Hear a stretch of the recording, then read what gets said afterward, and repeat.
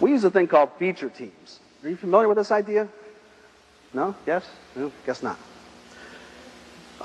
Feature team is a step in a big revolution. And we haven't done some of the other steps yet, but we've done this one. And this step is that if you ask a QA person in our group, well, what do you do? They'll probably tell you, well, they might not all, but they should tell you that they develop a product. They ship a piece of software. Not in charge of testing the software. It's not something that development writes and writes and writes and writes and writes, and QA tests and tests and tests and tests while development's going on, writing, and then they go, if it's no good, they go, oh, well, we're on to the next one anyway, so, right? You haven't run into that cycle problem? We've taken our product and put it into teams of peers, and they're accountable for everything about that product. Its schedule, its feature content, how the resources are deployed, whether they want to take a couple of the QA people and make them developers, when they want to take a couple of developers, make them QA people, whether the writers should be developing, whether the program managers should be developing, or testing, or whatever. Everybody's accountable.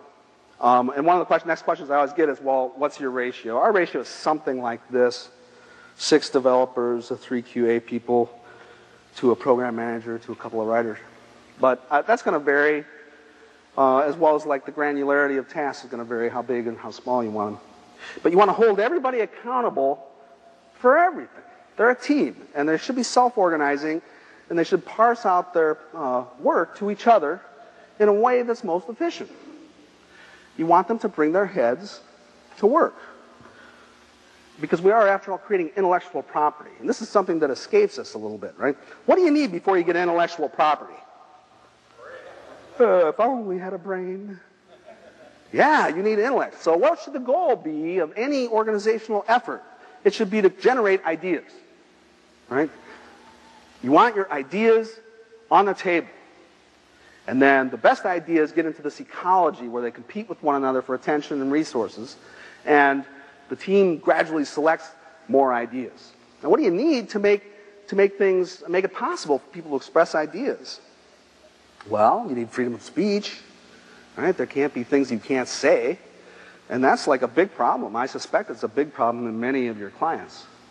They need to be able to express their ideas. Because all you're trying to do is all I do every day is try to get 189 people's ideas onto one CD, right? That's it. That's my job. And you can call it engineering, you can call it art, you can call it psychology, you can call it anything you want, but all you're trying to do is get ideas onto a CD. And the way that you start to do that is to create an environment, and we call them feature teams, where people can talk to each other about their ideas.